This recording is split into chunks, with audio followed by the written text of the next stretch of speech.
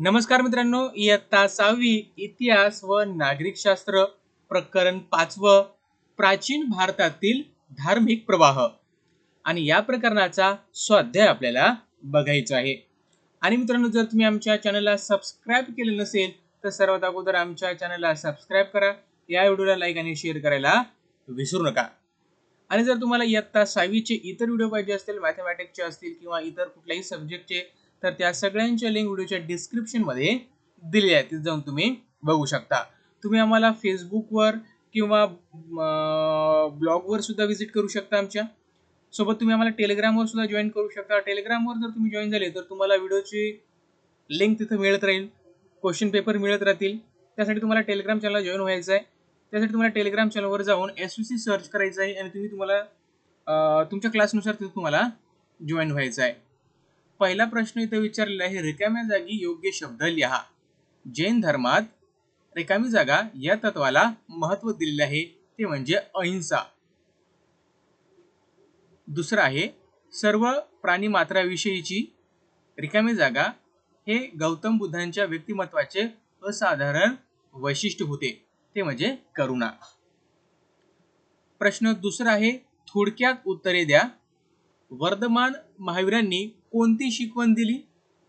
तर मनुष्याचा मोठेपणा त्यांच्या वर्णनावर अवलंबून नसून त्यांच्या उत्तम चारित्र्यावर अवलंबून असतो, अशी वर्धमान महावीरांनी शिकवण दिली. प्रश्न दुसरा आहे, गौतम बुद्धांचे कोणते वचन विख्यात आहे? त्यातून कोणते मूल्य प्रकट होतात? उत्तर आहे, गौतम बुद्धांनी मानवी बुद्धीच्या स्वातंत्र्याची घोषणा केली.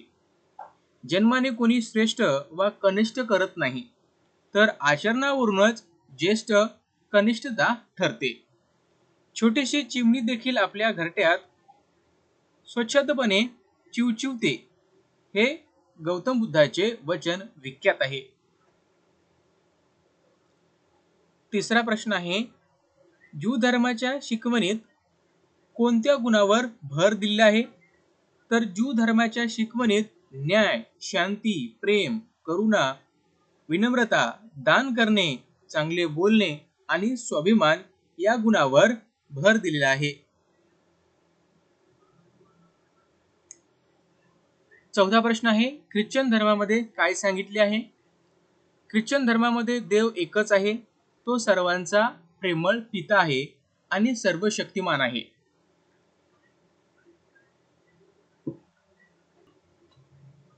येशू ख्रिस्त हे देवाचे पुत्र असून मानव जातीच्या उद्धारासाठी पृथ्वीवर आले होते, असे मानले जाते. आपण सारे एकमेकाचे बंधू भगिनी आहोत. आपण सर्वांवर प्रेम केले पाहिजे.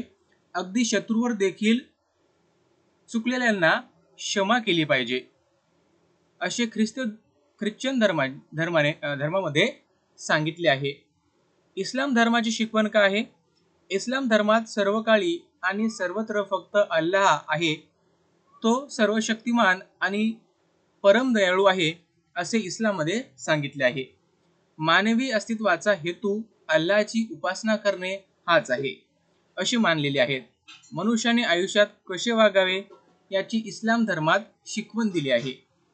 6वा प्रश्न आहे, पारशी विचारसरणीचा गाभा कोणता आहे? तर उत्तम विचार, उत्तम वाणी आणि उत्तम कृती हे 3 प्रमुख आचरण तत्वे पारशी विचारसरणीचा गाभा आहेत.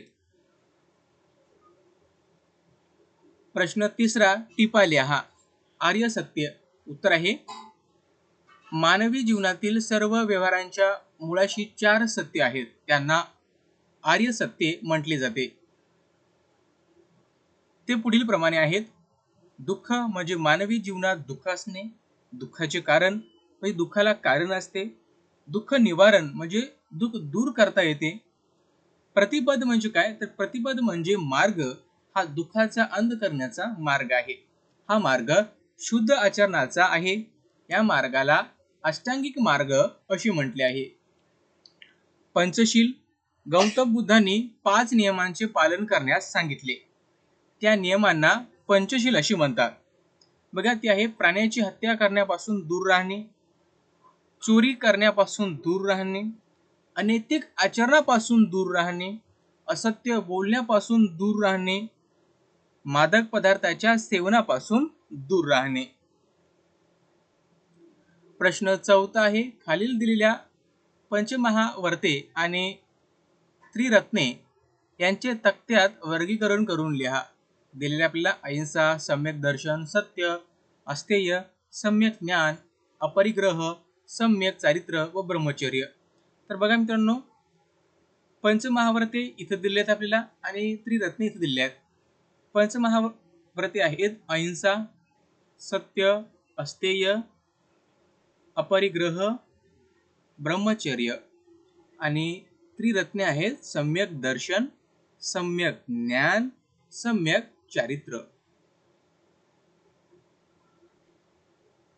प्रश्न 5 आहे, कारणे लिहा. वर्धमान महावीरांना जीन का म्हणू लागले? कारण शरीराला सुखकारक वाटणाऱ्या गोष्टींनी होणारा आनंद आणि त्रासदायक गोष्टींनी होणारी पीडा यांचा स्वतःवर काही परिणाम होऊ न देणे म्हणजे विकारावर विजय मिळवणे. असा विजय वर्धमान महावीरांनी मिळवला म्हणून त्यांना जीन असे म्हणू लागले. गौतम बुद्धांना बुद्ध असे का म्हटले जाते? कारण गौतम बुद्धांना मानवी जीवनाचे संपूर्ण ज्ञान प्राप्त झाले होते म्हणून त्यांना बुद्ध असे म्हटले गेले. तर मित्रांनो, या सगळ्या गोष्टी आपण इथं पाहिलेल्या आहेत. जर तुम्हाला हा व्हिडिओ आवडला असेल तर नक्की आमच्या चॅनलला सबस्क्राईब करायला विसरू नका. आमच्या चॅनलला लाईक आणि शेअर करायला सुद्धा विसरू नका. आणि जर तुम्हाला इयत्ता 6वीचे जर इतर व्हिडिओ पाहिजे असतील तर त्या सगळ्यांचे लिंक व्हिडिओच्या डिस्क्रिप्शन मध्ये दिलेले आहेत.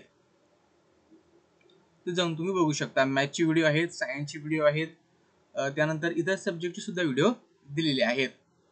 जर तुम्हाला सगळ्यांचे स्वाध्याय पाहिजे असतील तर आमच्या चॅनलला सबस्क्राईब करा आणि व्हिडिओच्या कॉमेंटमध्ये नक्की आम्हाला लिहा की तुम्हाला कुठल्या विषयाचे स्वाध्याय पाहिजे ते. तुम्ही आम्हाला व्हॉट्सअप सुद्धा करू शकता 86 57 33 22 80 या व्हॉट्सअप नंबरवर. Thanks for watching.